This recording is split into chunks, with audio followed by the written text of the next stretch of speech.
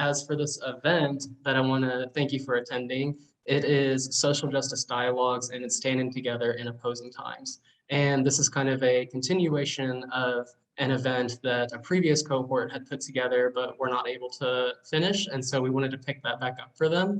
And so this is a very important conversation because it's discussing social issues through the lens of interfaith. And being from Oklahoma, I was raised in a Christian background, and it is one of those things that where I grew up, other faiths were often excluded from the table of how we discuss social problems. So this is something that's very personal to me.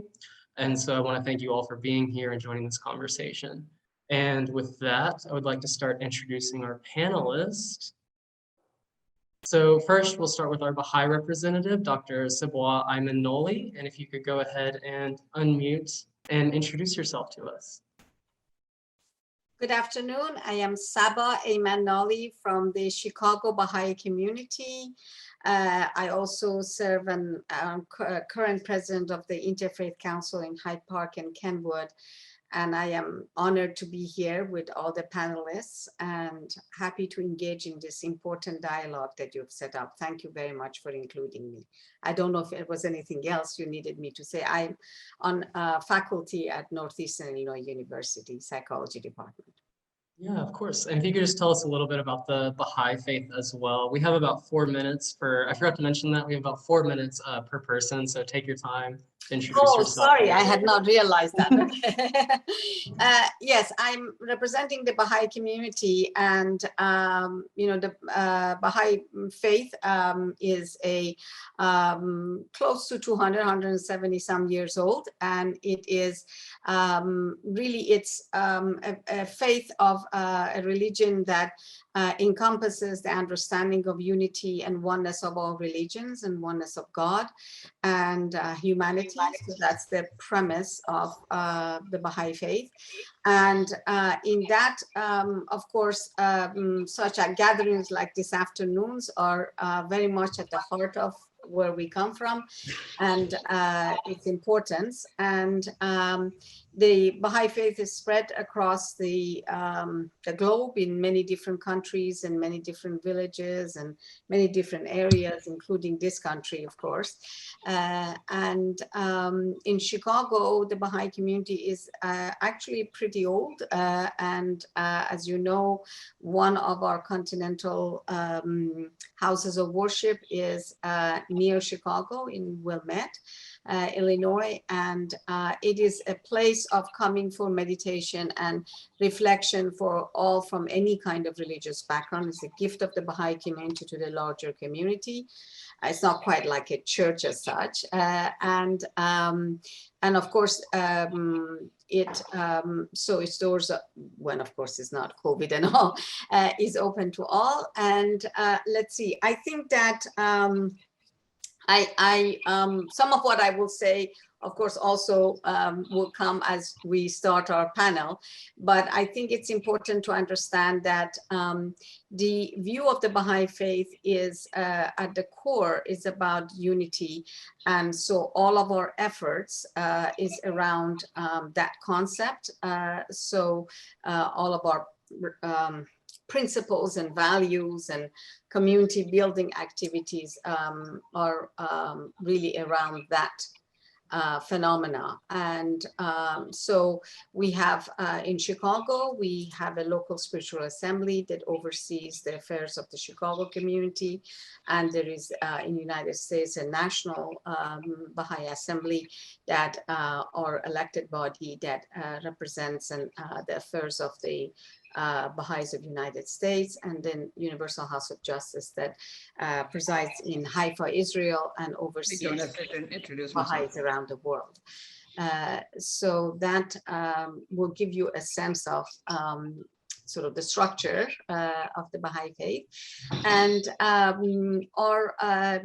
I think that a lot of our work is around community building, not just within the Baha'i community, but wherever we are in any locality we are, to look at the needs of where we live and offer our assistance to create a more unified and harmonious community.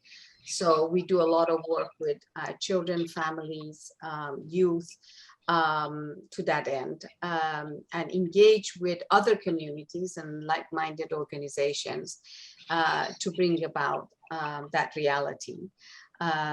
So I think that speaks to, some of the other aspects of the Baha'i community. I think, like many other faith communities, we of course have prayers and obligatory prayers and fasting as part of our spiritual practices. And then many social activities that, as I said, are community building. Awesome. Thank you so much for that. I have seen the Baha'i Temple in Evanston. It's beautiful. Like, love going there. And so for our Catholic representative, we have Luana Leinhart. And that is, so if you would like to introduce yourself as well, and then a little bit about your background in faith as well. Okay, so actually, my name is pronounced Luana. Everyone makes that mistake. Apologies. No worries, no worries. It's a thing. I have a Hawaiian first name and I live in the Midwest, so shenanigans will happen. So I'm Luana Leinhart. I am the Catholic representative. Catholicism is one of the oldest Christian traditions. It's funny, but technically, depending on who you ask, if you ask a Catholic, they'll say that we were like the first, and that others splintered off from us. And if you ask, say, someone of one of the Eastern Orthodox churches, which is also about as old as we are, they'll say that they were the first and that we splintered off from them. So you can make your own determination about that. So I am a secular Franciscan, which is which may sound like a contradiction in terms, but it is a religious order within Catholicism that is for people who want to live the gospel in a particular way in the tradition of Saint Francis of Assisi.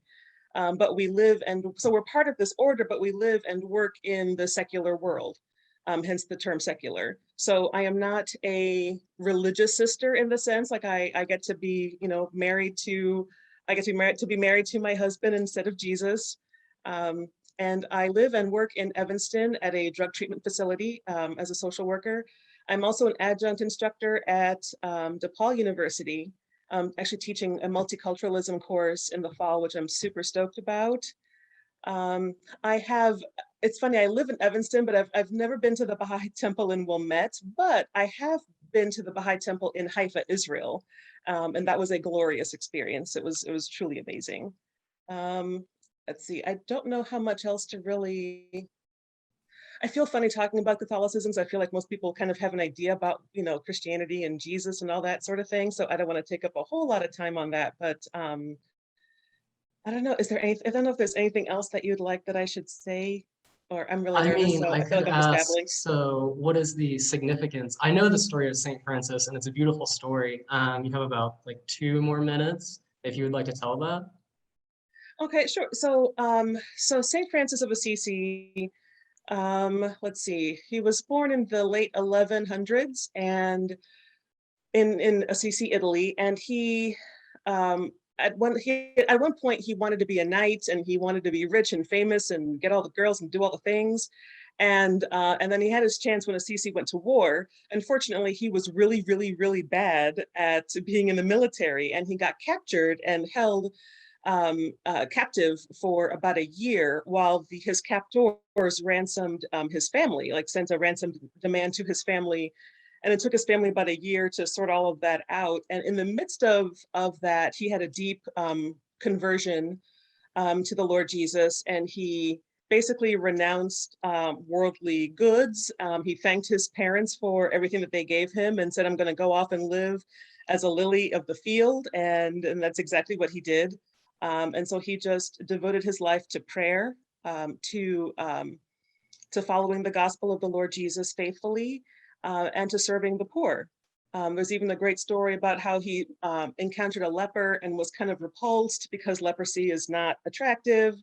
And he remembered the words of the gospel and then embraced the leper. And from then on, just really devoted himself to serving those folks who are on the margins. And so there's a joke that only God knows how many Franciscans there are that exist, because it's by far the largest religious order within the Catholic Church. Franciscan, well, Catholicism in general has a very deep devotion to social justice and serving the poor.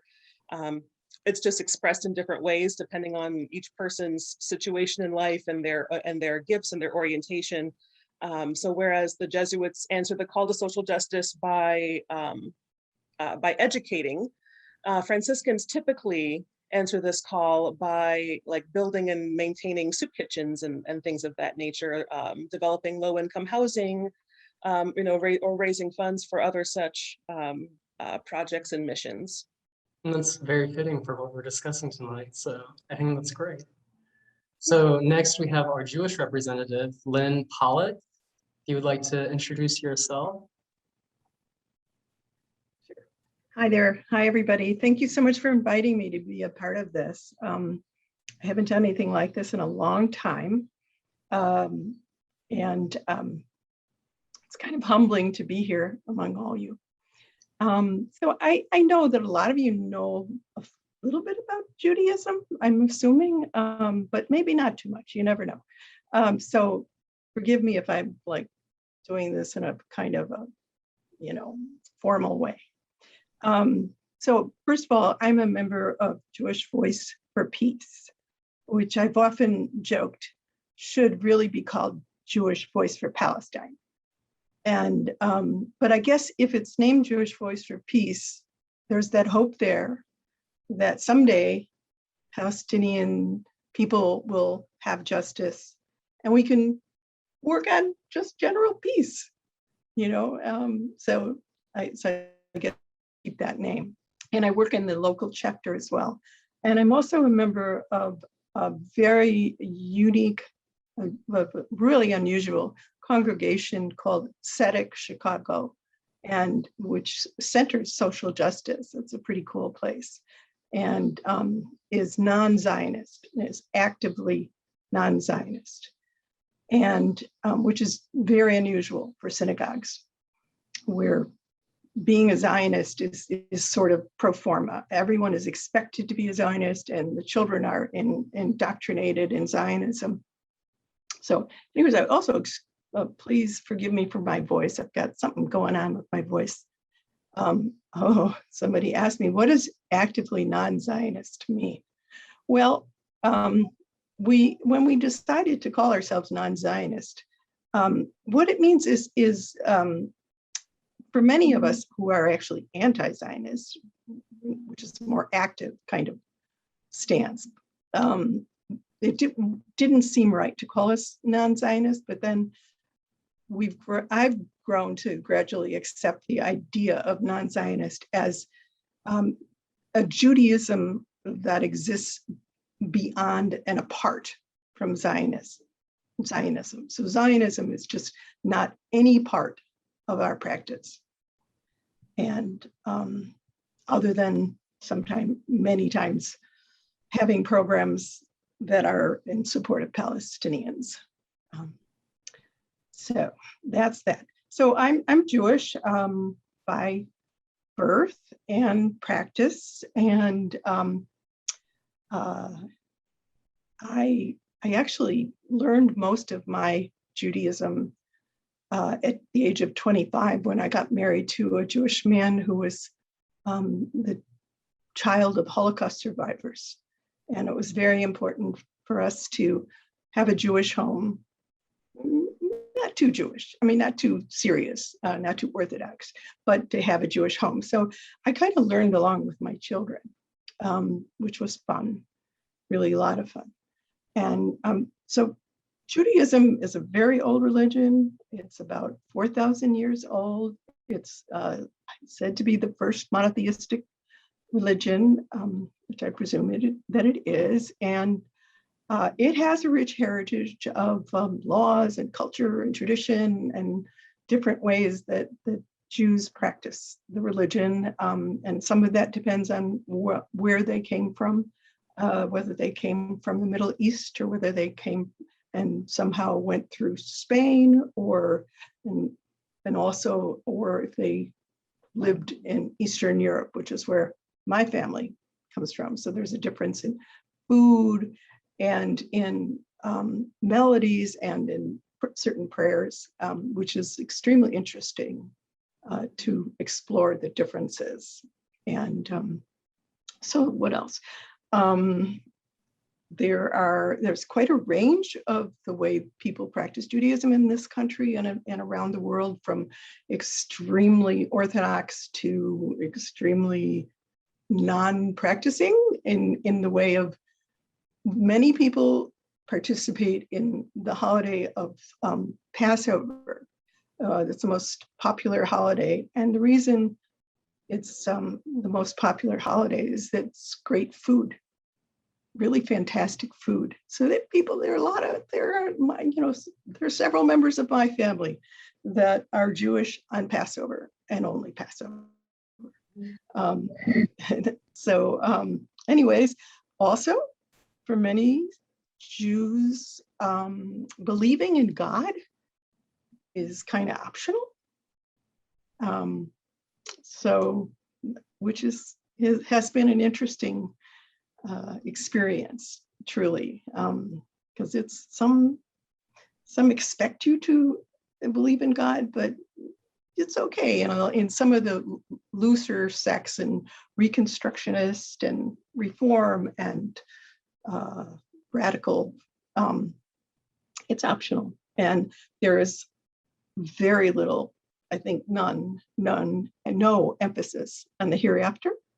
So it's everything we do right now that counts. And we are exhorted to take care of each other and to practice tikkun olam, which means repair of the world. And we are inspired by the prophets to pursue justice.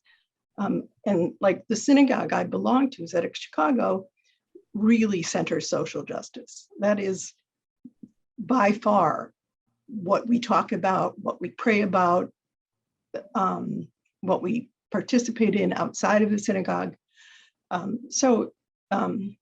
It's more of an embodiment of social justice work than any other synagogue in this area. And I'll just end with this, though. So one of the most revered teachers is Hillel, who you probably have seen a Hillel Center on campus. It's named after this old, he did live to 120 supposedly, so I guess I can say he was old. He was born in 110 BC, and he was once asked to explain the Torah while standing on one foot. This is no doubt apocryphal, but the Torah is the first 5 books of the Bible. And so what he said was, that which is hateful to you, do not do to another, which of course is the golden rule. It's in every religion, right? And then he's also known for this bit of wisdom, which you will hear a lot in the world today, which is, if I am not for myself, then who will be for me? If I'm only for myself, then what am I? And if not now, when? Yeah. And then Thank you. I think I took very- too much time. Sorry. Oh, you're okay. But thank you so much for sharing that, and very glad you're here tonight to discuss these things. With that, we'll move on to our Muslim representative, which is going to be Gerald Hankerson from our very own CARE Chicago. So if you would like to introduce yourself. Thank you, Joshua. Thanks to all our fellow panelists and the teams, plural, recognizing from not only this current summer cohort, but the previous winter, spring, and fall of last year cohorts leading up to this very special moment. Assalamu alaikum wa rahmatullahi wa barakatuh. May peace, blessings, and mercy of God be with each and every one of you. As shared, I am the outreach coordinator here at the Chicago office in Illinois chapter of the Council on American Islamic Relations. We're known locally as CARE Chicago. I have been Muslim since I was 16 years old. So I was raised in a Christian family where we did not necessarily have any particular specific denomination affiliation. My father was raised a Methodist, and my mom was raised in sort of a Baptist upbringing. But in our household, where we understood that God was everywhere and was always in our home, I was not necessarily raised in a very rigid way about how Christianity should be observed, experienced, lived. And so that, in terms of my own curiosities about learning different cultures and traditions, and that included religions of the world, that kind of opened up my exploration as young as age 11 to just learn about different things. And for me, Islam was one faith that I had particular interest even before that, with one of my very first role models being Malcolm X. So since I was in high school, though, I did have a best friend who became Muslim. And unbeknownst to me, the concept of interfaith, I was already participating in that. He was often pitted against other friends who would come at him in different ways, challenging his faith. And for me, I always just came from a standpoint like, you know, he as a person has not changed in this way, or you should definitely give this particular perspective what he's trying to say. So I didn't know there was a term called interfaith at the time. And one of the things that I learned after more specifically becoming Muslim is that Islam has always been very rich in interfaith engagement. And that's throughout the world in one way or another. For me in particular, very uniquely, as a Muslim, my very first opportunity to have a direct interfaith engagement was back in 2000, when there was the Intifada in Palestine. And I had a Jewish classmate who was a student officer of the Hillel Center at UIC, the University of Illinois at Chicago. And we were friends from also our theater class, so we often talked about these things. And I was a student or officer with the Muslim Student Association. We thought, let's come together and try to let it be known that this is where we exist in terms of the Jewish and Muslim student bodies on campus. And there was conflict, particularly for me to talk with my fellow officers, but that kind of opened the door. It really tried to understand like how much more deeper interfaith should be beyond dialogue, beyond discussing similarities. So, and I also gained more as I got older, examples of lessons from the Prophet Muhammad Sallallahu Alaihi Wasallam, peace be with him, on how he engaged with people of different faiths, and in particular, recognizing the traditions of the Abrahamic faiths as ones that Muslims should not abhor or dismiss. In fact, that we should embody and honor, and in particular, make sure that we can even have ways that we can show more reverence. And so that for me has been really very much a part of my identity as a Muslim. And then just briefly, because of time, when we're talking about social justice, I know that is something that is really interesting, given especially what is today, what's happening with Afghanistan, the so-called war on terror, and what that has meant in terms of spotlighting not only Muslims here in the United States and other Western countries, but around the world in terms of what it means of how we see other people of faith, if we really truly want to coexist. And there's so many examples that's rich in the history of Islam, whether or not that has led people's hearts to become Muslim themselves, how Muslims were very much mindful of that justice is a right that is given to any sister or brother of any faith or no faith. And so that's something that I'm looking forward to explore with the panel today. Awesome. Thank you so much. Very glad you're on our panel, and I'm very excited to hear from you. And then, so next we have our Protestant representative, Dr. Scott Paith.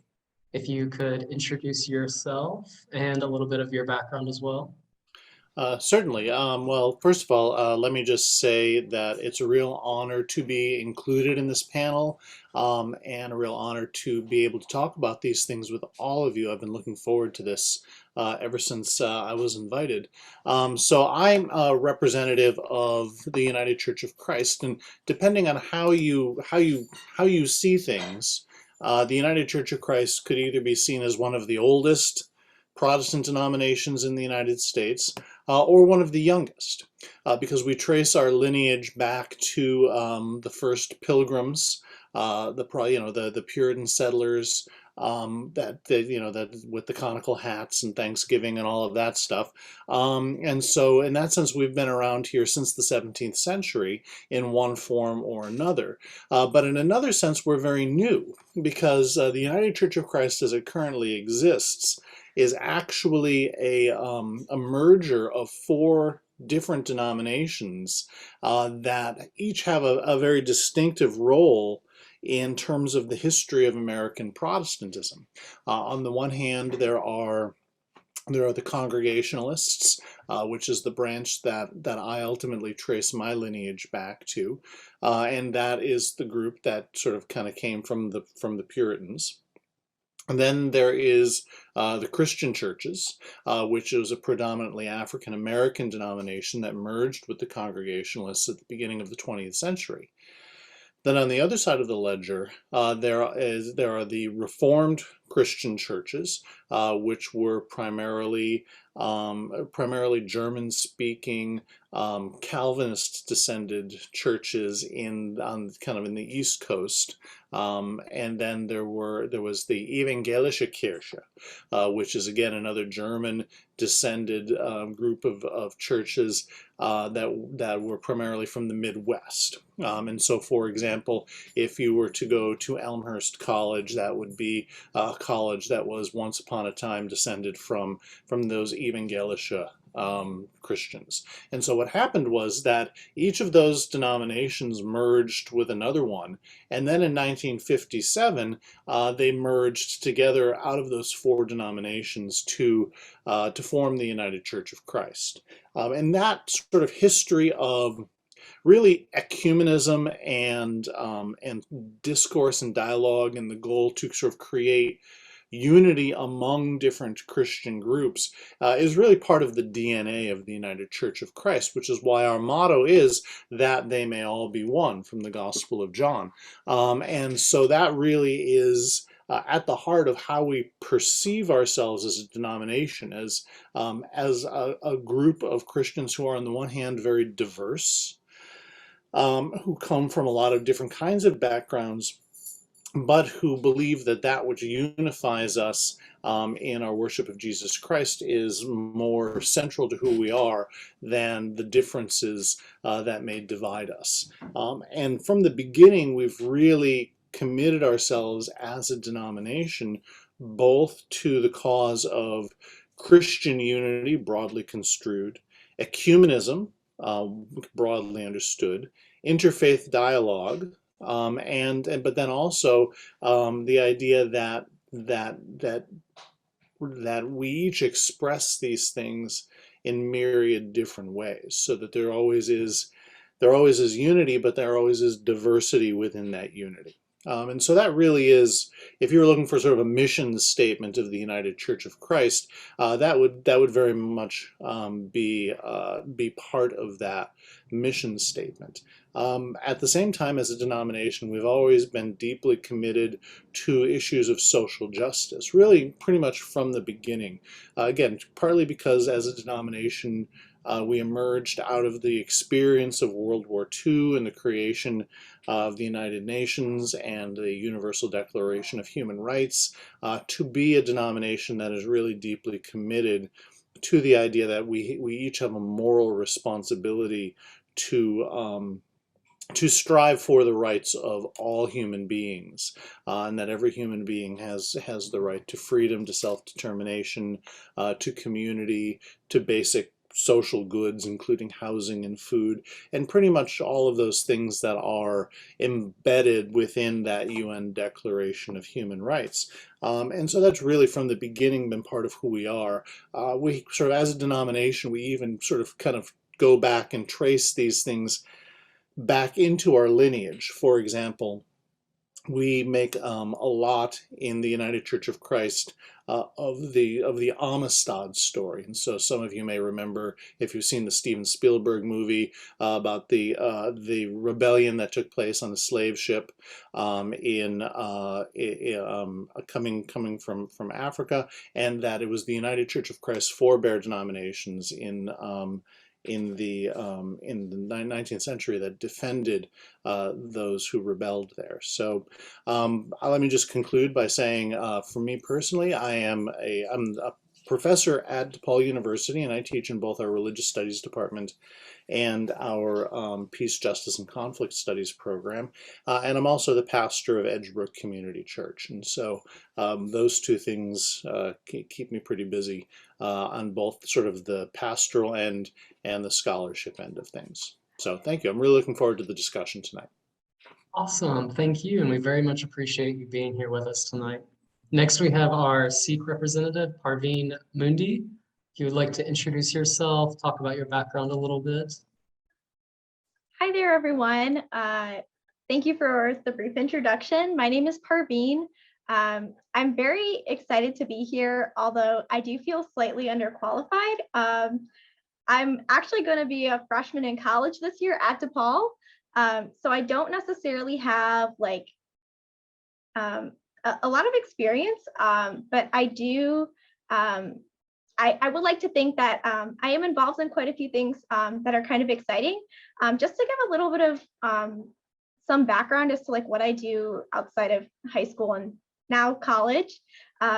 I did just want to say, so I am an executive board member at Dear Asian Youth, which is a student-led 501c3. We were founded during the COVID-19 pandemic, and our mission is centered towards Asian youth and more specifically empowering communities through digital advocacy while showcasing holistic and equitable representation in the Asian community.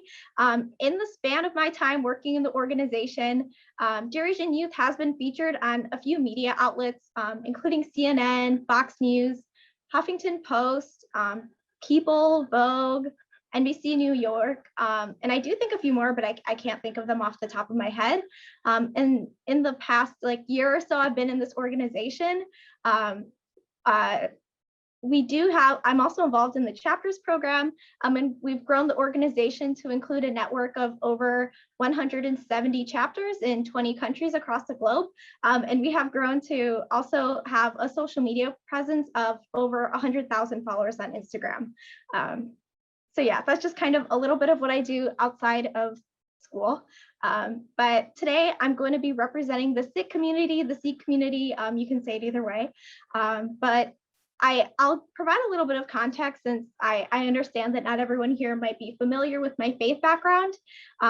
So Sikhism is a religion that originated in South Asia, more specifically the Punjab region of the Indian subcontinent. Back in the 15th century. So we are pretty young, compared to a lot of other religions. And in the area, like in the Chicagoland area, we aren't necessarily a large population, but I do believe we're a vibrant one. I believe the census recently estimated there's somewhere between 250,000 to 500,000 Sikhs in the United States, and then an additional 20 to 30 million across the globe. So our community in the United States is rather small, but the word Sikh actually translates to disciple or learner, and Sikhism as a religion values truthful and honest living, compassion for all humankind, and equality and justice for all people. Sikhs believe in equality among all human beings, regardless of race, caste, gender, class, nationality, or any other distinguishing or categorical factors. The freedom to choose and practice religion freely is at the foundation of Sikhism. And so we believe that there are many paths to God and many avenues to seek truth or salvation. And as part of our pursuit towards justice, we do defend the freedom to practice all religions freely, including our own, especially as we are considered to be like a persecuted minority in both India and the United States. Something that might be a distinguishing factor is that although we are monotheistic, Sikhism is not related to like any Abrahamic religions. We're actually Dharmic, meaning that we originated in the Indian subcontinent along with like Hinduism, Jainism, Buddhism. However, the Sikh community is frequently mislabeled as Muslim, just like based due to like stereotypes and prejudice relating to like physical appearances. And we're often frequently mislabeled as Muslim or from other religious backgrounds. And unfortunately, because of that, the Sikh community is like frequently affected by Islamophobia. I guess Sikh houses of worship, which are called gurdwaras, they are open to and serve both Sikhs and all community members. And we really do place an emphasis on providing resources for underserved or historically excluded communities, since that was kind of our background back in India. I did just want to say thank you so much to everyone involved in organizing this event. I've never done something like this before, so I was kind of nervous, but it's such an honor to be here, and I'm really excited. Thank you. We're very excited to have you here. And I will say, Parveen, you are definitely deserving to be here. I remember when you sent your bio, I was like, what am I doing? She's going to be a freshman. Like, I need to be doing more. Anyways, you are definitely deserving to be here. And so I think I just wanted to say that thank you to every single one of our panelists. Thank you for taking your time out to be here. And also thank you very, very much to every one of you who are watching and participating in this. It really means a lot that you came out to support us. So thank you very much. And I guess if I was to kind of sum up what the theme of this event really is that what we can see is that faith, for many people see faith as being either essential or supplementary to solving social justice problems, issues, and the like. And so we're really excited to discuss these things. And with that, if we can take a look at our schedule, well, we'll see the event's going to run about 2 hours. We went a little bit over on our introductions, but that's totally cool. So the topic one will be social justice. We have a few different questions for our representatives. And then we will, if the time permits, we'll go into a break. And then topic two is specifically going to focus on the COVID pandemic. We'll have a couple of different questions about that. Hopefully we'll have time for our breakout rooms. This is going to be like a small group discussion. And then we'll have conclusions where our speakers will just kind of offer like a quick concluding remark just about encouragement of interfaith. And then if you want to stay on, we'll also have a quick Q&A where you can also ask any other questions that came up. And so really quick, for the first section, we kind of have 2 minutes per question, maybe with the time, maybe trim that down to 1.5 minutes to a minute. So just keep that in mind.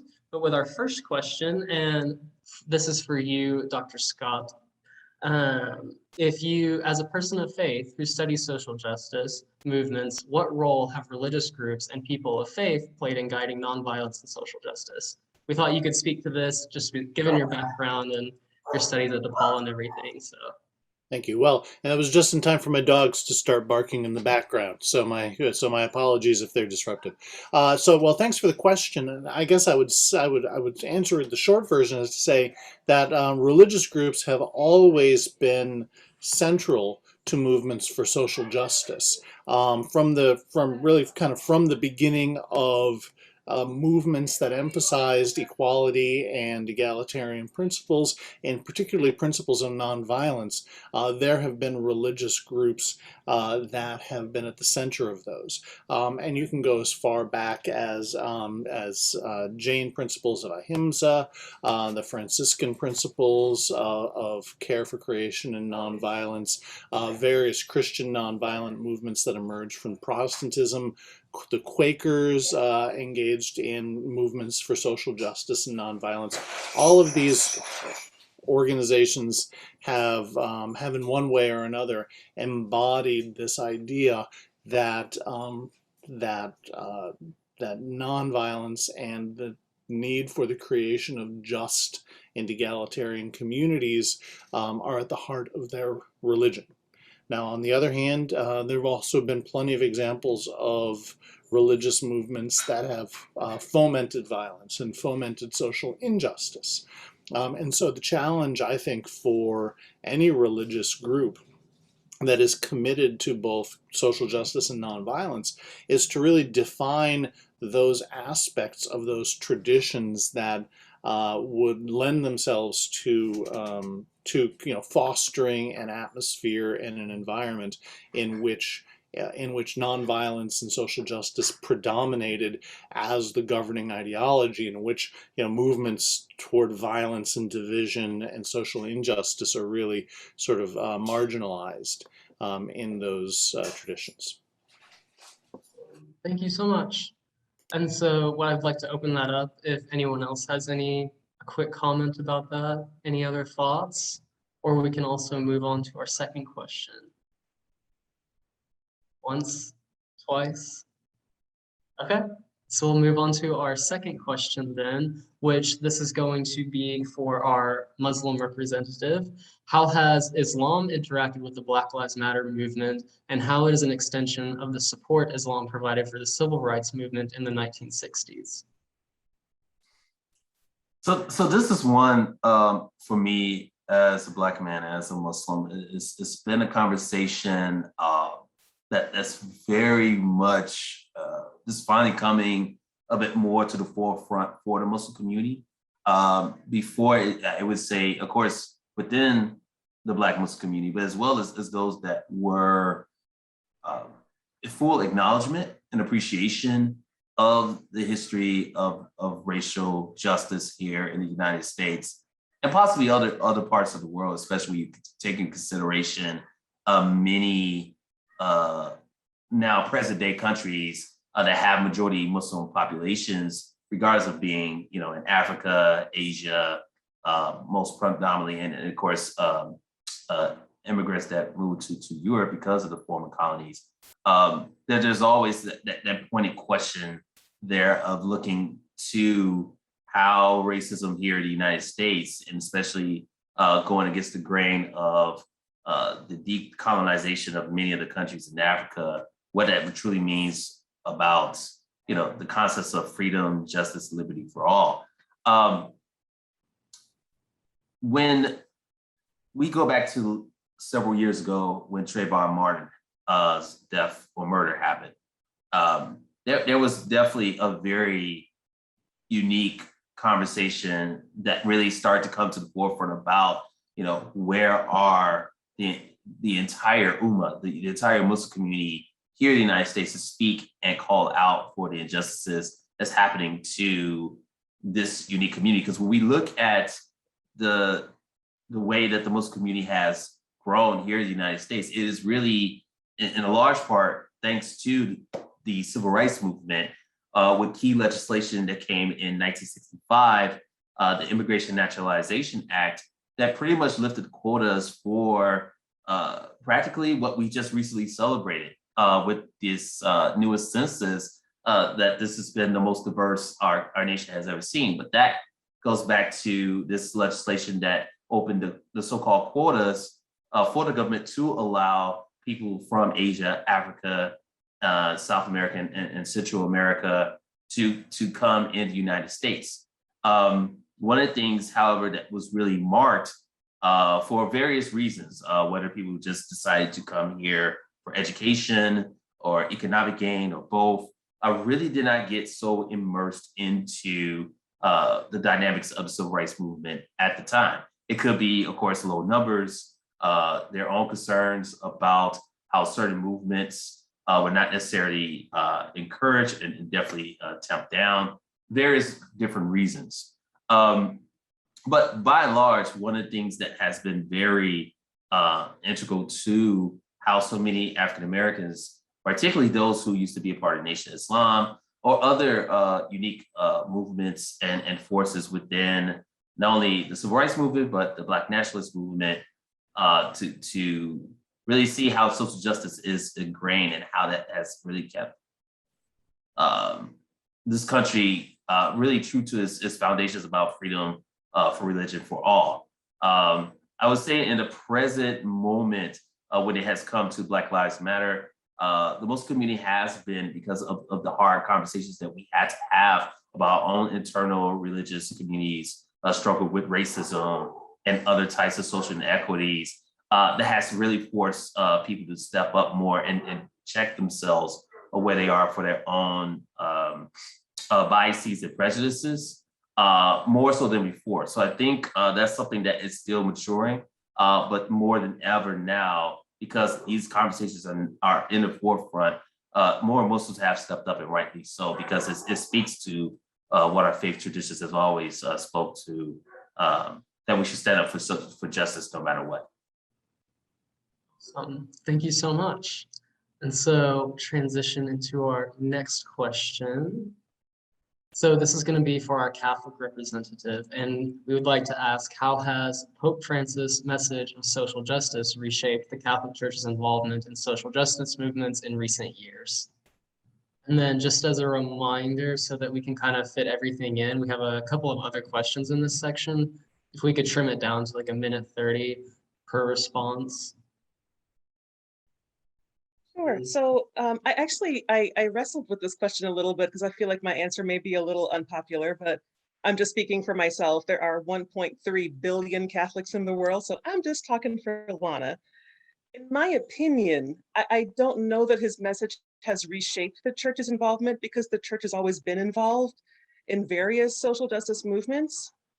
I mean, he's not really saying anything new. He's essentially echoing what Pope Benedict XVI did, what Pope St. John Paul II did, and so on.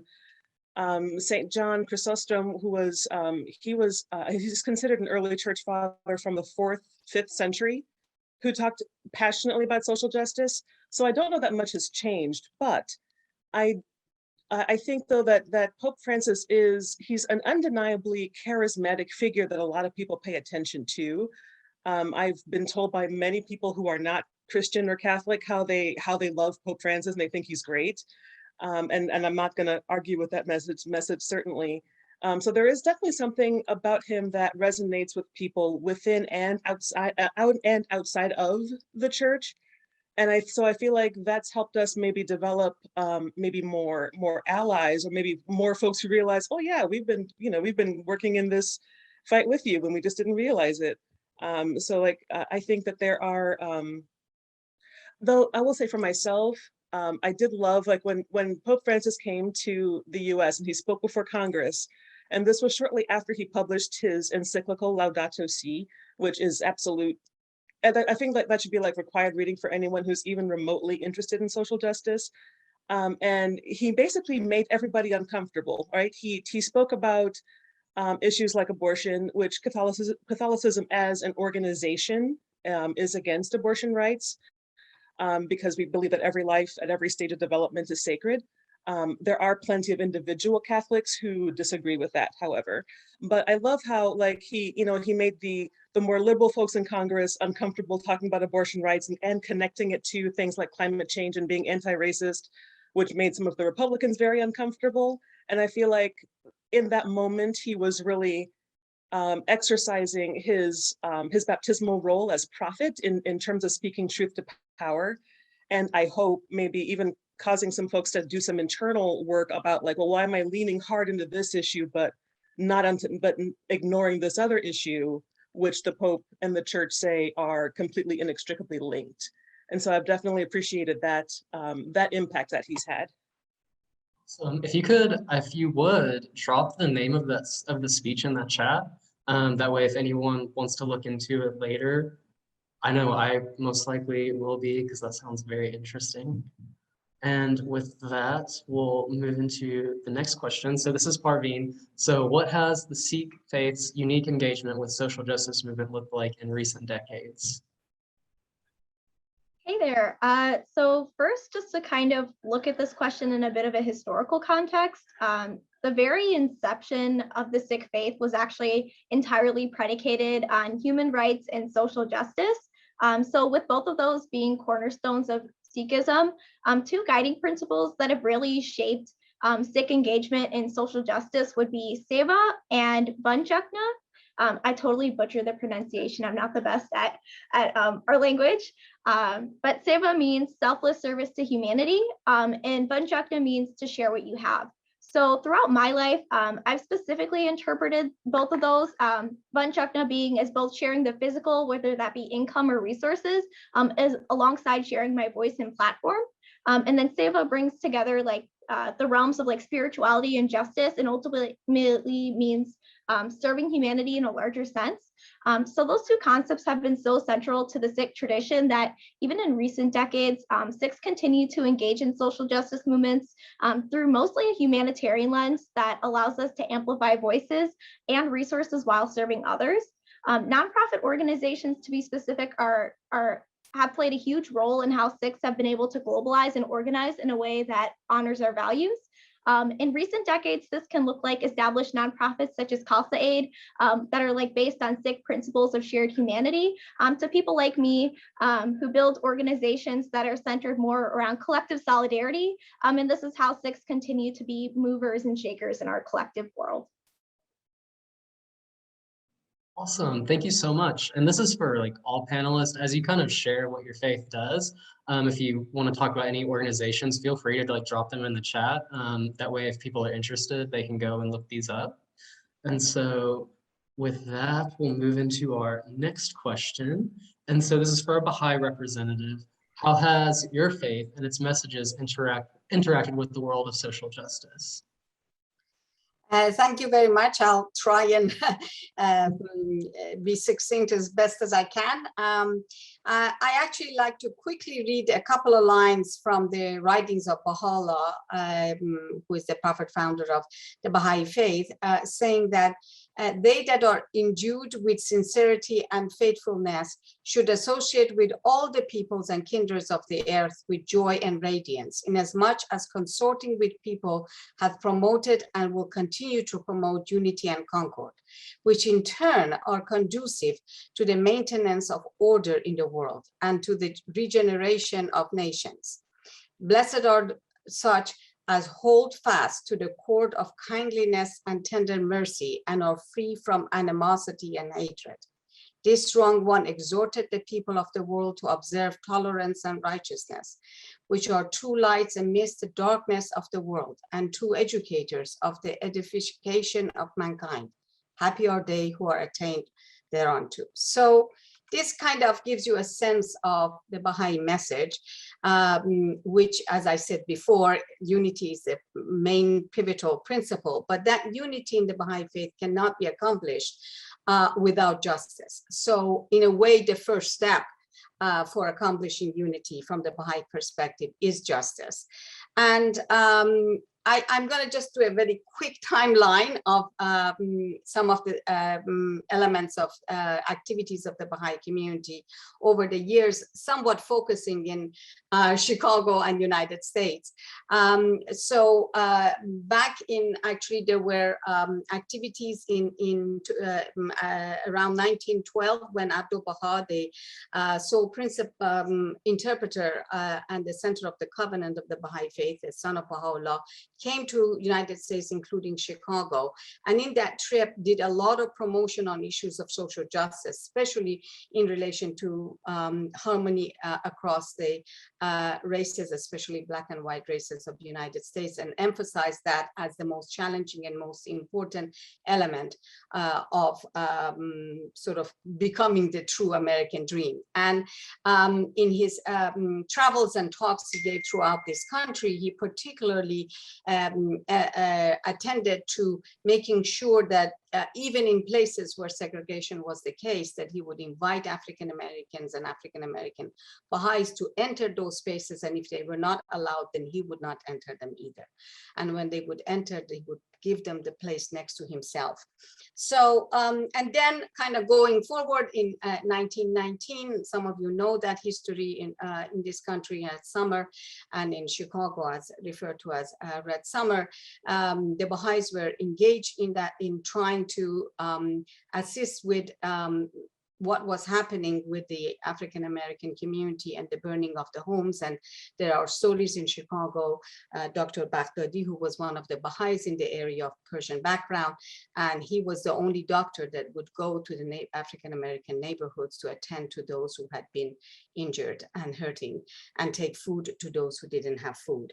Now, going forward very quickly in relation to social justice, I would say that so Abdul Baha actually attended the first meeting of NAACP and talked about the issues of racial harmony and the issues of justice and equity.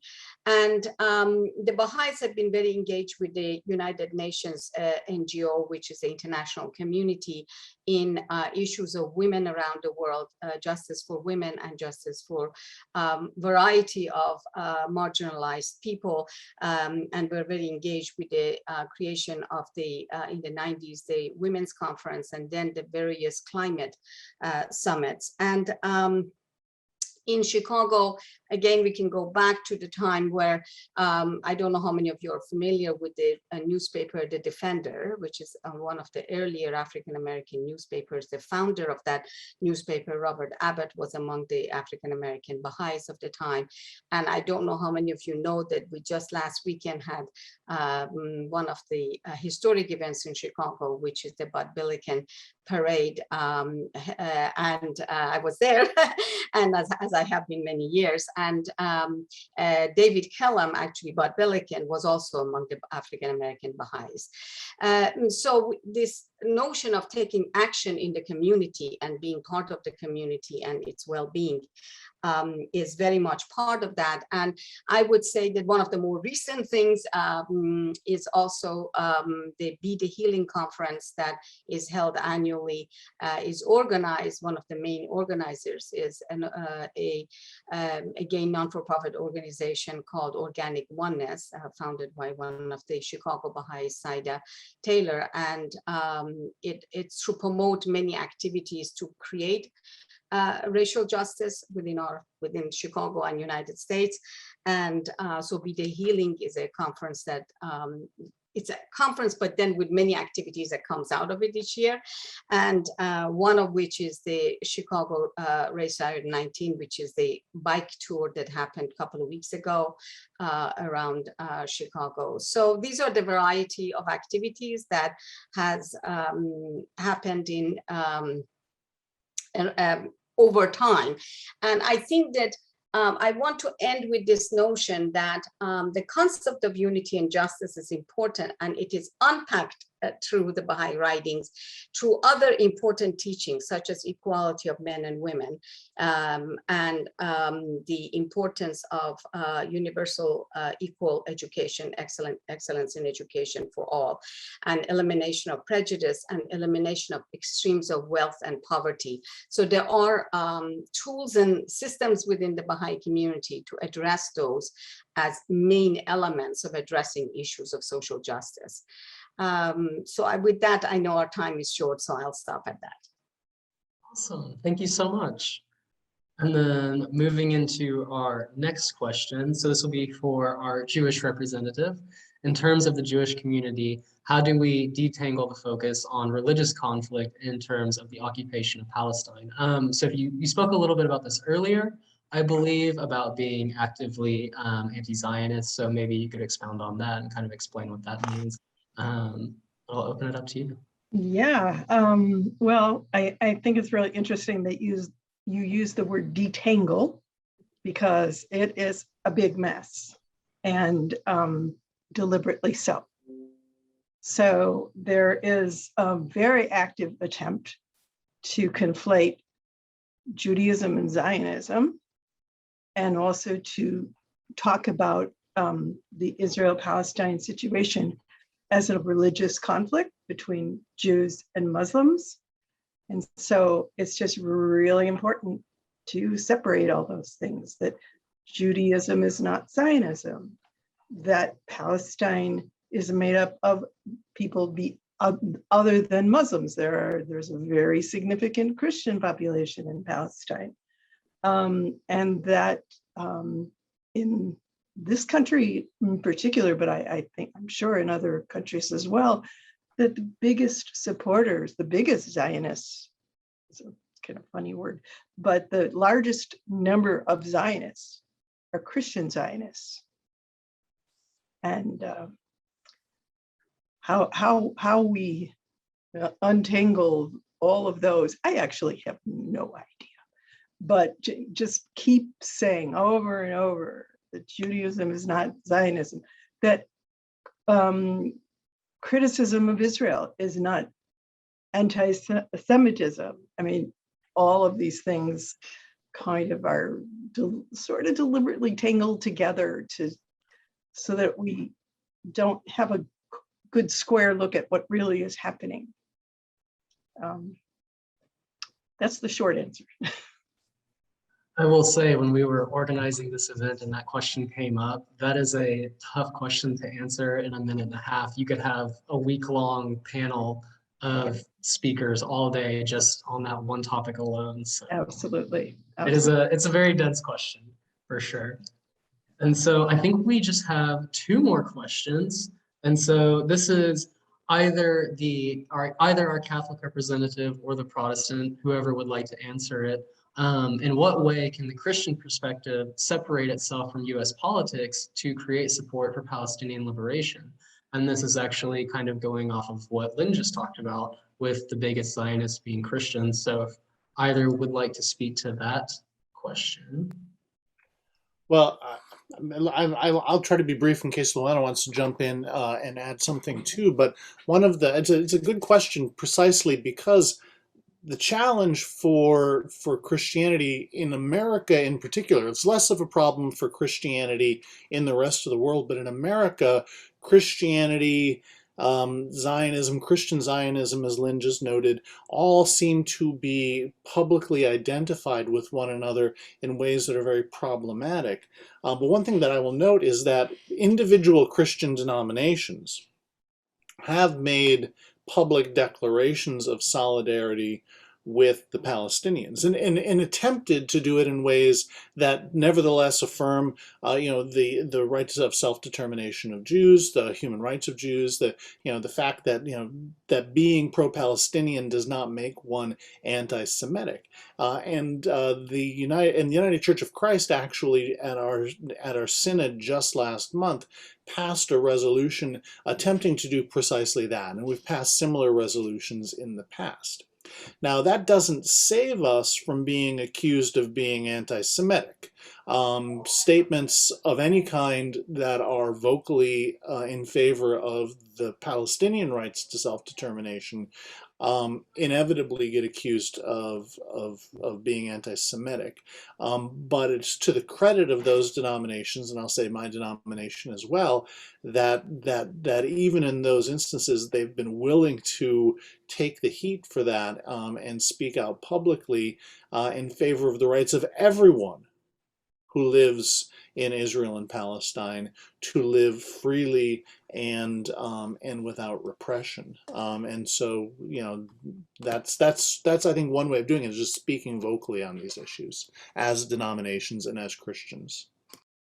Yeah, I agree. Matthew 25, Jesus says, what you do to my brothers here, you also do to me. That's a foundational gospel passage for a lot of why Christians get involved in aspects of social justice. And so I guess for me, I would just say, I refuse to choose. It's not as if loving and acknowledging what my Palestinian sisters and brothers and the apartheid conditions under which they live, wanting to dismantle that does not mean that I don't also love my Jewish brothers and sisters as well. And I've been called a Nazi and anti-Semitic for saying those things, and I'm like, well, I'd rather be called that than to just not say anything or do anything concrete. I've been to Palestine, seeing the depravity myself. It was just on a basic human level. It needs to change. It just does.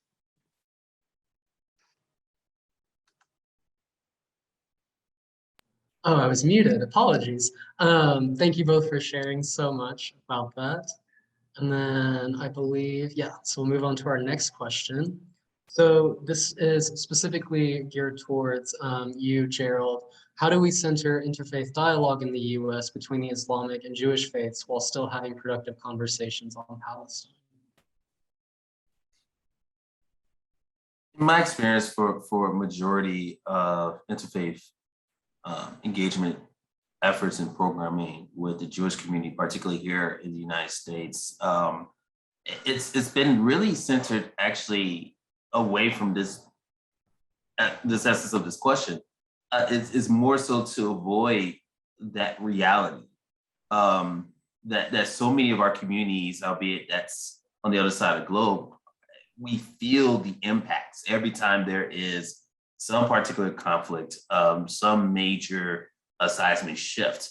The work that I used to do with JCUA, the Jewish Council of Urban Affairs, that's based here in Chicago, they created this initiative called the Jewish Muslim Community Building Initiative right after 9/11, when they noted the rise in Islamophobia. And at the time, we didn't even have that even as a term, but the attacks on the Muslim community as such. But at the very center, because of the work that they've done, as well as many other local Jewish groups, when it comes to interfaith, my experience has been, not to bring up Israel and not to bring up the occupation, if they even, call it that. Part of my frustration, I think, and this ultimately, admittedly, is what brought JUCBI to its demise, is there were very much just refusal to even address those particular issues for those who were from certain parts of the Jewish community, but just did not see it possible to even waver on the acknowledgement that Palestinians do have rights, that there are certain things that has been really grossly underestimated in terms of the human rights abuses and crises, but also just as well what it means for even us continuing our social justice work here. So I think in terms of, and this is what I would say about interfaith engagement in general, a lot of conversations are really still centered on what we have in common, which is good and is necessary, but we definitely shy away from really dealing with the very difficult issues. And I think what it has really brought from that is we have been limited in terms of how we can come together and collaborate on doing the good works that are informed by our beautiful faith traditions, or even for those individuals that don't prescribe to the faith. So in terms of this very specific one, my host would be, there are examples of that they have been able to do it even in Israel. For example, there's I believe the organization called Hands of Peace, where they do bring Muslim Palestinians and Israeli Jews together to try to figure those things out. We do have some efforts here, like Jewish Voice for Peace, which I've worked with before as well. But this is something that I think is very significantly borrowed from the conflict itself. It has been this quagmire that's very hard to detangle. But it's something that I think for a lot of people like myself and Lynn, and I'm sure others on the panel and attendance, we're very much determined to figure that out. That's a work in progress. Thank you. I believe we only have one more question. Oh, no, we do not. So we are running about 15 minutes late. So what we're going to do instead of the break, if it's okay, we're going to go ahead and we'll cut out the break just for the sake of time. That way we can give proper discussion to like the rest of the questions and the panelists. And then what we're also probably going to do is, instead of 15 minutes for the breakout rooms, we'll cut those down to 10, and then we'll have 5 minutes for about Q&A. And so with that, so we're going to touch on COVID, and probably for this, we're thinking maybe 2 minutes per response. And so beginning with our Protestant representative, Dr. Paith, we'd like to ask, what role do faith communities play in times of crisis? Well, thank you for the question, and I'll talk about this specifically given the topic in terms of sort of how churches that I'm acquainted with have responded in terms of the particular crisis of COVID, because this really does represent sort of the most pressing, immediate crisis that we're dealing with. Though, of course, there are many others that we could talk about. And I think that the challenge that COVID gave to churches, and I can speak to this having been a pastor of 2 churches in the midst of all of this, is precisely that we are responsible for offering moral leadership and guidance for the purposes of helping to keep the members of our congregations and the members of the larger society safe under dangerous conditions. And the challenge that we're confronted with in any religious community that relies on corporate worship is confronted with this same problem, namely, how do we ensure that we keep our congregations and the wider community safe while also maintaining the sense of community that is essential to who we are as religious people. It may be theoretically possible to be religious by yourself, but by and large, religion thrives on its ability to bring people together in community, and I think that every religion that's represented here really relies on that underlying community. So when COVID first hit, the real challenge was saying, okay, well, we need to find ways to worship online so that we can do both of those things simultaneously. And I can speak only for myself. We did this, and it was a very imperfect solution. And some people did it better, and some people did it worse. And some people had sort of infrastructures in place to do it well, and some people like me were just sort of flying by the seat of our pants and figuring out how to use Zoom. But the most important thing is for those communities of faith to act in ways that exemplify moral responsibility in this respect. And so I think that the Catholic churches did this, my denomination did this, my local church did this. Of course, there were many others that failed the test on that. But I think that those religious communities that sought to find ways to protect the wider communities were the ones who were providing that moral leadership. Thank you so much. And then I would like to open that up to one other panelist. If there's anyone who has anything they would like to add as well about how their community has responded. Once, twice. I'll take a stab at that one. It was something I think for the Muslim community, and this could be said about any underserved or marginalized community, that we feel that we have to not just only step up and do something, but you have to magnify the effort. So much so that, for example, during the COVID pandemic, there's one organization that created this sort of portal to just make sure that Muslims are able to share, like, this is the work that we're doing, from doctors, making sure that people are having these fairs to learn more about the shot, to food drives and things of the sort. So the Muslim community has always been there. Locally, there's turkey drives. During the month of Ramadan, there's several mosques that I'm aware of that have food lines that feeds everyone. There's efforts to have free health clinics and such. But particularly during the month of Ramadan this past year, that's really been a more concerted effort to make sure that people come together and to better understand, that Islam has never been this antithesis of American values or this country overall. And I think moving forward, we'll be telling, there was one internal struggle for our communities, that we don't reside in these silos. And unfortunately, 9/11 attacks, while it brought forth this legacy that we still live in now, one bright spot that came out of that is did coax many of our community members to come out of those silos and really start to engage and really be true neighbors to one another. And so there's a lot of wonderful good works that came from it. And particularly because in our faith, it teaches us that we do not necessarily just sit by, that we are supposed to look out for all, not just human beings, but our environment that is of nature. So it is something I hope that all communities will be able to do, but for the Muslim community, it's just been more elevated because in a sense, not only we're instructed to do, but it presses us to do so, to fight against Islamophobic rhetoric that still is very present. Thank you so much. So we'll transition into our next question, which is for our Baha'i representative.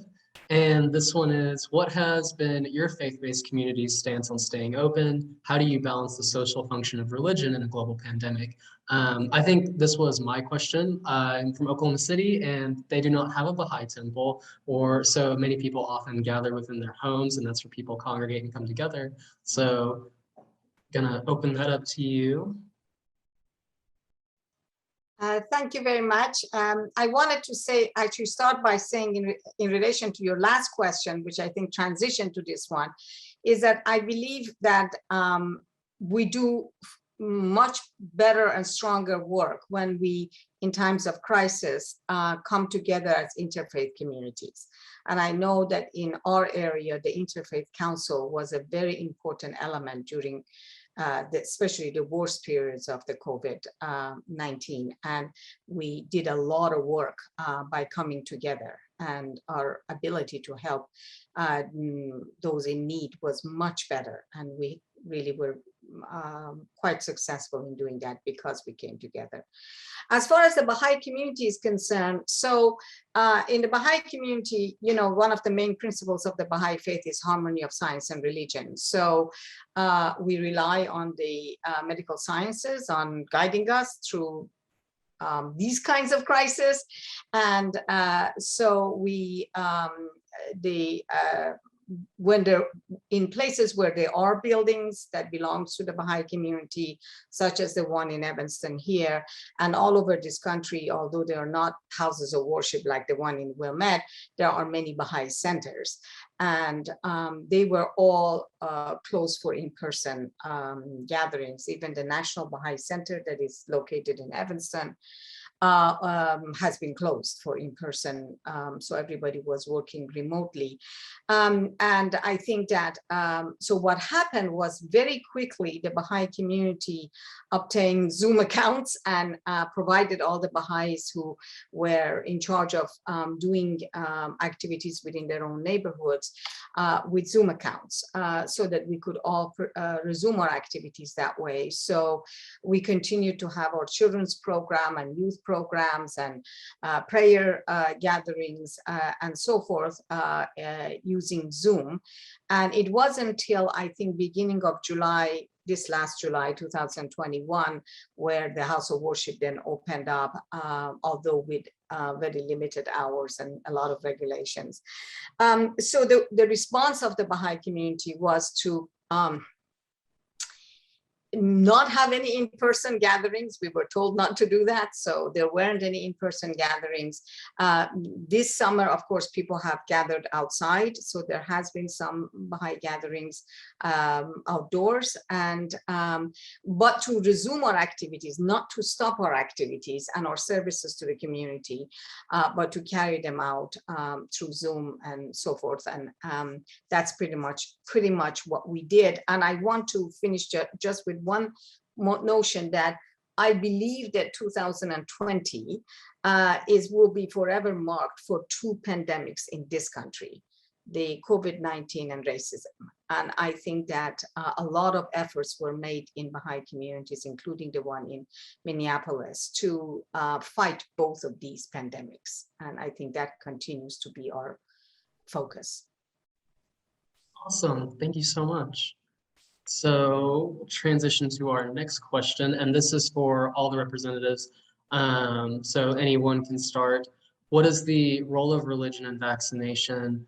Is that role any different during a global pandemic? And then how does your faith interact with the field of science?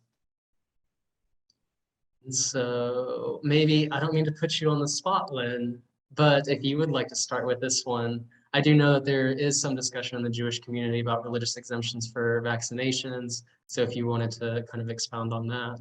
Yeah, I actually am not that familiar with it because I know it relates to Orthodox people who live kind of in their own world.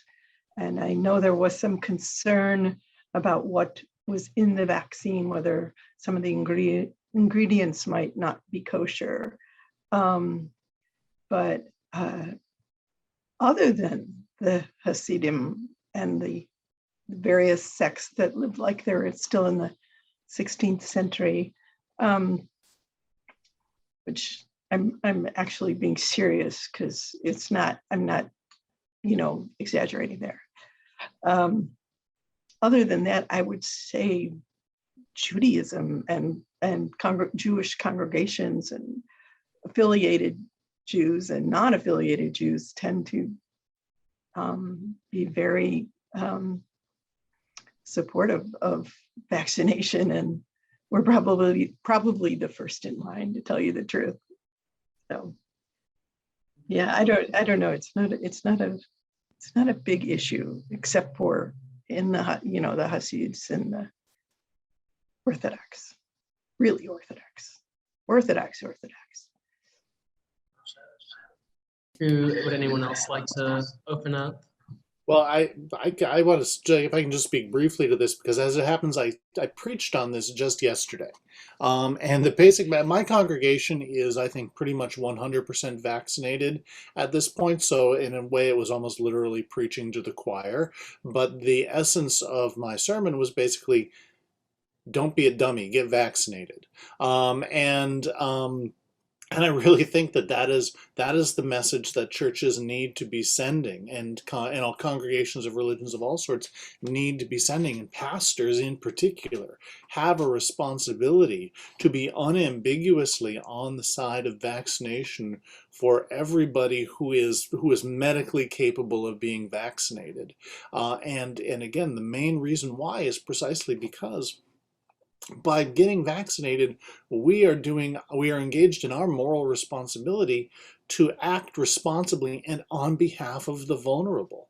And the vulnerable are precisely those people who are medically unable to get vaccinated. And the more those of us who can get vaccinated do, the more protection we get for those people who can't be.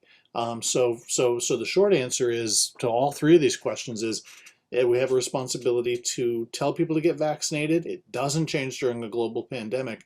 And we have an absolute responsibility to speak on behalf of science, because at least the Christian tradition has always maintained that all truth is God's truth. And so when science is saying that something needs to be done, Christianity cannot put itself on the wrong side of science. Awesome. Thank you so much. And so we'll go into our next question just for the sake of time. And by the way, if any of you would like to, any of the panelists would like to share like additional thoughts, please feel free, drop them in the chat.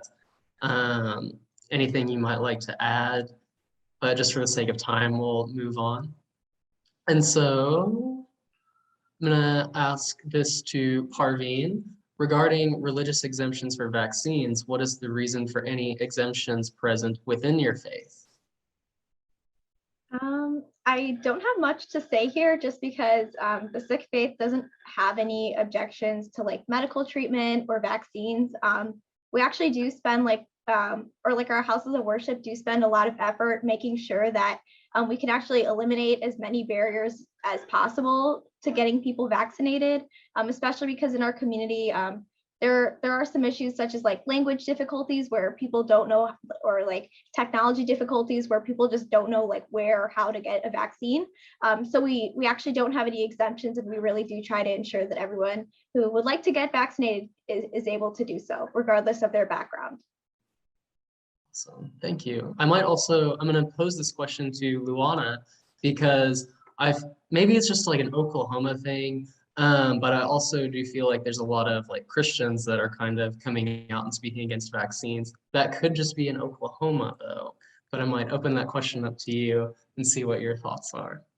Okay, sure. So I know that, so within Catholicism, I know that there have been some Catholics who do not want to receive the vaccine because of concerns that aborted stem cells were used in either its development or in the testing process. And so there's a concern that we're then participating or encouraging abortion by receiving the vaccine. I personally find that particular argument to be very, very nonsensical. My pastor, to Dr. Scott's point, my pastor actually posted his vaccination like on Instagram to encourage folks to receive it. Cardinal Cupich, the Archbishop of Chicago, has encouraged folks to get the vaccine just as a like this is as a moral call to love your neighbor. Like this is not just about you, but about the larger community. Pope Francis received the Pfizer vaccine. I personally, I got very lucky and was able to get my vaccination through a healthcare worker drive in Evanston, and I was only too happy to roll up my sleeve to receive it. So I think, I mean, I try to be open-minded and like hear people out on stuff, but I have to admit that at this point, with what we know about COVID and what we know about the vaccine, it's difficult for me to understand how a person of faith who I assume cares about the world at large would not receive it. Because again, it's not just about you and what, your own personal freedoms, whatever, like this is about the collective whole, which is more important than any singular person and whatnot. So some of these arguments, I don't understand them. I just don't. I don't understand the perspective of, well, my faith will protect me or God will protect me. And I'm like, well, God's protecting you by making the vaccine available. Like that's how God works, through each other, through the scientists who got these vaccines ready for us and made sure that they were safe.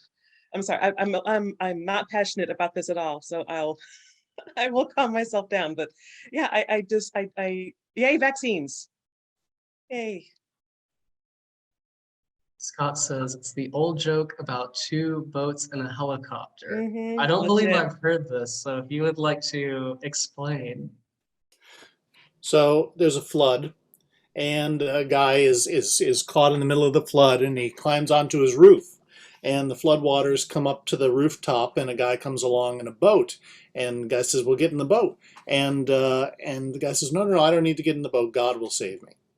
And so then the floodwaters continue to rise, and they're up to his chest. And another guy comes along in a boat and says, "Quick, get in the boat, I'll save you." And the guy says, No, I don't need you to save me. God will save me. And so finally the floodwaters are up to his chin. And a guy comes along with a helicopter and drops a ladder to him and says, "Quick, climb the ladder, I'll protect you." And the guy says, No, I don't need you to save me. God will save me. So the guy drowns.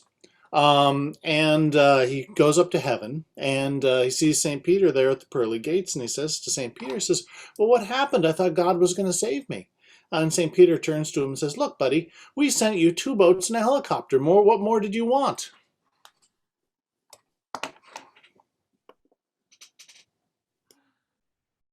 Okay, I think I have heard this one now that I think about it, but thank you. Okay, so I believe this is our last question, and this is for any of the panelists. How has your faith evaluated its response to the emergence of the Delta variant? So kind of going more along with current issues, I guess, how is your faith tackling that? And that can go to anyone. Yeah, I've been very lucky in that my community has been open since last summer. I mean, with precautions on top of precautions on top of precautions. I can't, I mean, yeah, so loads, disinfecting teams, I mean, the whole schmear. But in recent weeks, the Archdiocese has asked that people start, well, so first we were on precautions, and then for a while we were able to attend mass without our masks if we were vaccinated and felt comfortable doing so. Now that things have shifted, the Archdiocese is now strongly recommending everyone, regardless of their vaccination status, to come wearing a mask. And I've noticed, at least when I go to church, we seem to sort of organically kind of sit sort of like 6 feet apart with, within our pods. So I think that's sort of something that's just sort of been drilled into us. But again, I just feel very, very fortunate that we had the resources and the infrastructure to be able to do that. That's been such a privilege for that, to have that community be a sense of comfort in such a dark time. Thank you. Did anyone else have any other thoughts to share? Yeah, I did just want to say real quick, I think for the Sikh community, it's affected us in a bit of a different way, where because the majority of Sikhs are from India, and we all of us have family in India, like the Delta variant had been devastating that area long before it started affecting us here in the United States. And so like, I think that the Sikh community has really been trying to make an effort to be a support system for our entire community, and anyone else who's like family is struggling in India, or for those who have lost people in India because they haven't been able to access medical care or oxygen, and that kind of thing. So I do think like our response was directed more towards like the Chicago area community, until like India really was really devastated by the Delta variant. And then at that point, it became an issue where like our families back in India, our friends, we're losing so many people. And so that we started devoting more of our resources and efforts there as a community to try to be a line of support as much as we can, even though we're all the way over here instead of back in India. Okay, so now we're gonna do our conclusions. What this is gonna be, we would just like invite the speakers to speak about 30 seconds to a minute each.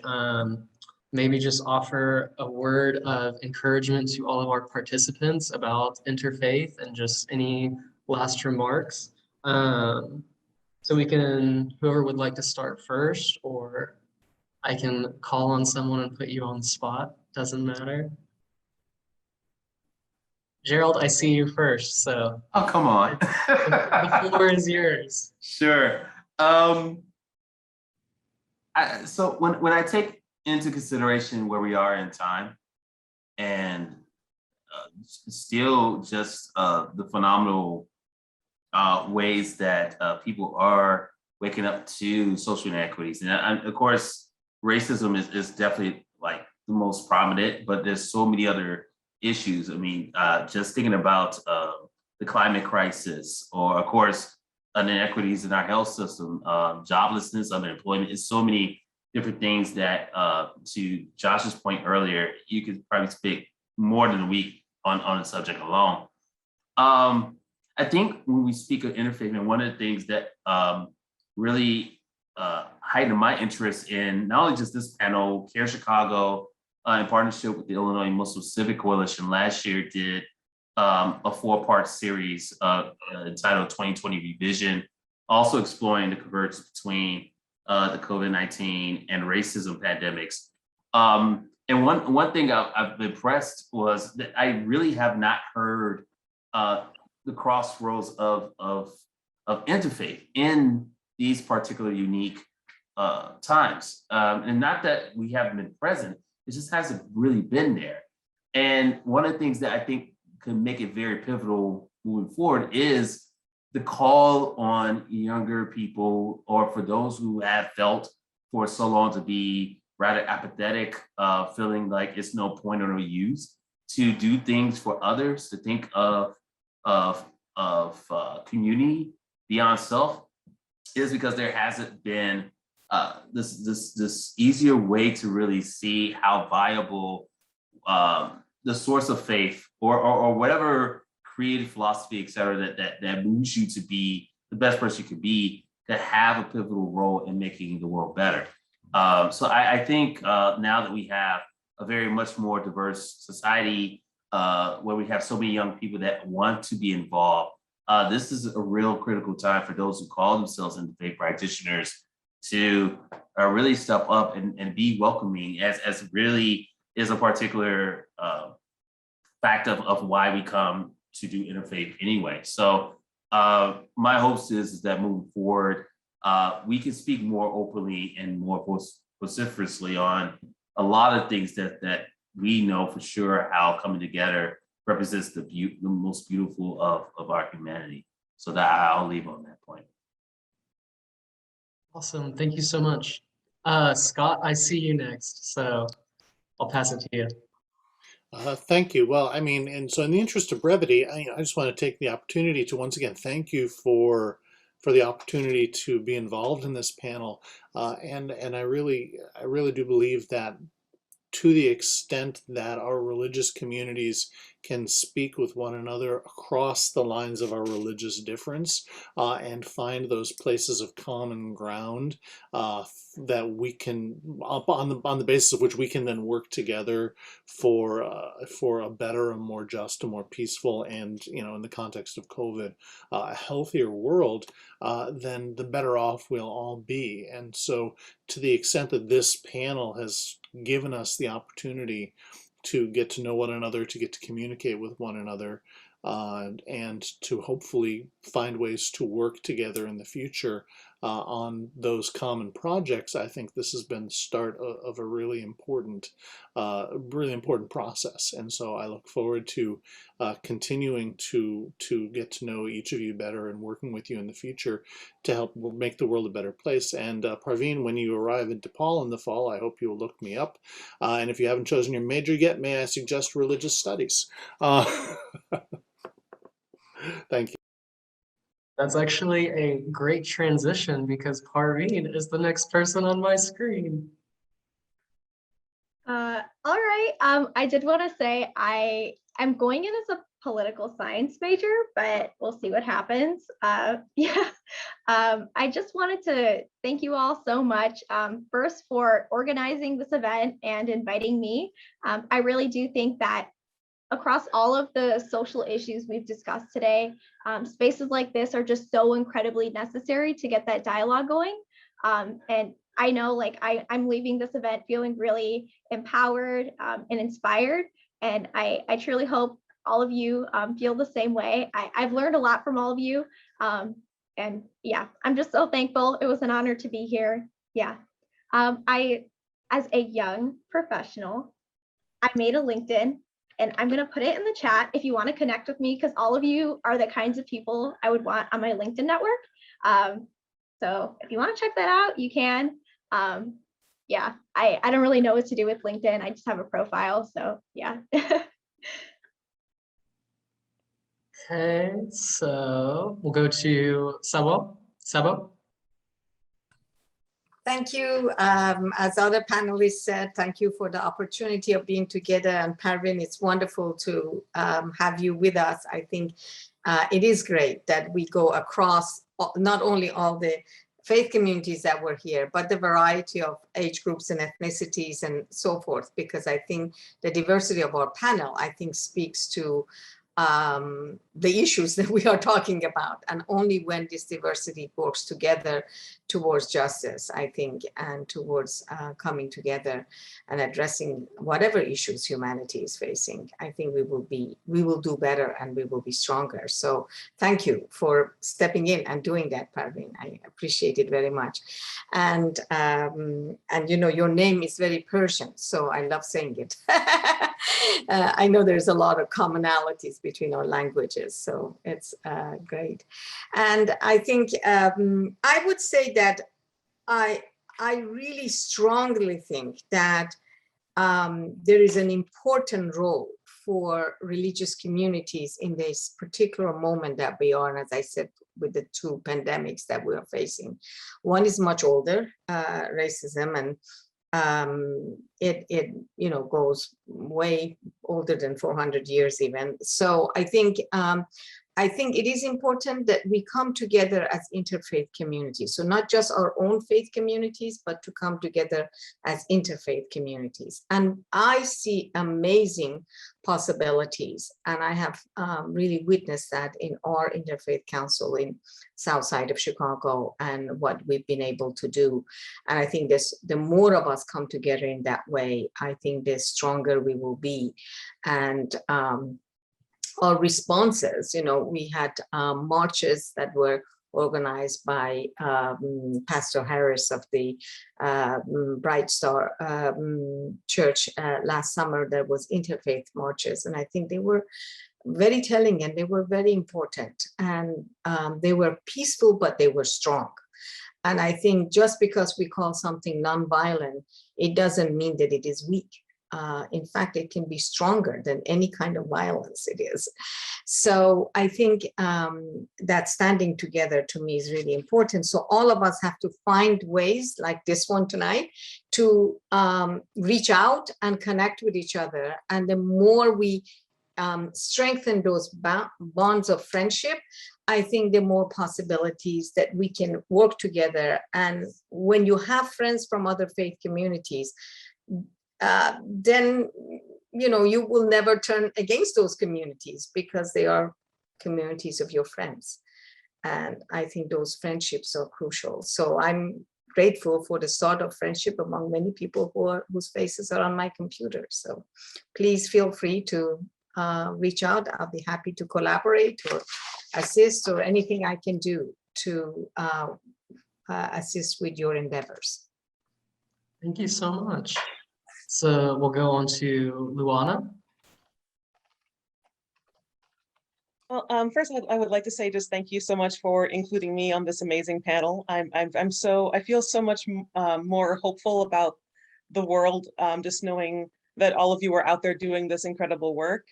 And Parveen, like I especially can't wait to see like the amazing things that you're going to do. Like you're already like crushing the game. So I wish I had nearly your focus and passion and drive when I was a million years ago when I was your age. If I don't see you in one of my classes at some point, I will be very offended. And also just on a personal note, I'm actually having surgery in 2 days on Wednesday. So I would appreciate everyone's prayers, not just for me, but for my surgical team and for everyone who will be undergoing a procedure this week. And in the words of St. Francis of Assisi, I wish you all peace and all things good. Thank you so much. And we will all definitely keep you in mind for that. And then Lynn. Well, I want to say thank you to CARE and Gerald for organizing this event, which was truly amazing. I really had no idea what to expect. It's been a long time since I've done anything like this. And you guys are all so fascinating, man. I really learned a lot from each of you. And I'm a long way from being in college. So it was, like being in a religious survey course, and it was fantastic. And I would like to see us come together and try to imagine the world we want to see, and work, try and find those opportunities, those cracks that have opened, and see what we can kind of think up together, bringing our different perspectives. So Awesome. Thank you so much. And we have 2 minutes left. So if anyone would like to drop a quick question, I will say this is part of hopefully will be a continued series. Hopefully this will be the first of many interfaith events. Hopefully our cohorts can put together more and we have these discussions. And then just a special thank you again to all of our panelists for participating, and all the people who made this possible behind the scenes. I won't say them all, but they know who they are. Very thankful for you. And then we also want to thank all of our participants, of course. You are the reason we do this event, and we're so happy that all of you are here to support us and this work. And we hope that you continue to fight for interfaith and social justice and all of the above. And so with that, thank you, everyone. Have a great night. And have a great week as well, because it's Monday, so we have a whole week ahead of us. Thank you. And I'm going to try to do a shout out to every single person. So that would be Fatima, Jamila, Nizar, Abby, Amar, Evan, Joshua, Veli, Lily, Amaya, Mallory, Sabah, Hannah. Oh my gosh, I think I covered everybody. These names that I just mentioned are all my cohorts starting as far back as fall 2020, winter spring 2021, and a current summer cohort. Thanks to each and every one of you. So I appreciate the acknowledgement, but really these talented teams of interns have really been phenomenal, given their hard sports. So I just want to give proper due respect to them. Also just want a special acknowledgement again for our panelists. Thank you. I definitely want to stay in contact with all of you and support your work and uplift each of you. So definitely, by all means, let's stay in touch. To my special colleague, Hannah, you're awesome. Thank you for helping us with the marketing, indeed. Also just want to recognize two of our speakers that could not join us due to family emergencies. Please let us keep Imam Saad, who is from Bloomington in Illinois. He's going to join us as a panelist, and then Tamer, who is going to be our moderator, God willing, that their families will be fine. Last but not least, as Josh said, this will be hopefully an ongoing series alongside other programs with CARE Chicago. So anything that we said wrong or offensive, please do not blame our hearts, only our minds. But hopefully, as Brother Scott has said earlier, all truth is that said from God. And so definitely bid you guys adieu and thank you. All right, Josh, I'm sorry I had to recognize everybody. It's just more smart. And I think there's parents and family here. Thanks to you guys supporting your children and trusting them in the hands of CARE Chicago for the summer. That really means a lot. I wish I could have met you guys in person. We typically would have this in our office. So for the family members that also have joined us tonight, a huge appreciation to you. Your children or beloved family member have been phenomenal. I cannot speak that enough. All right. So, okay, I'm done.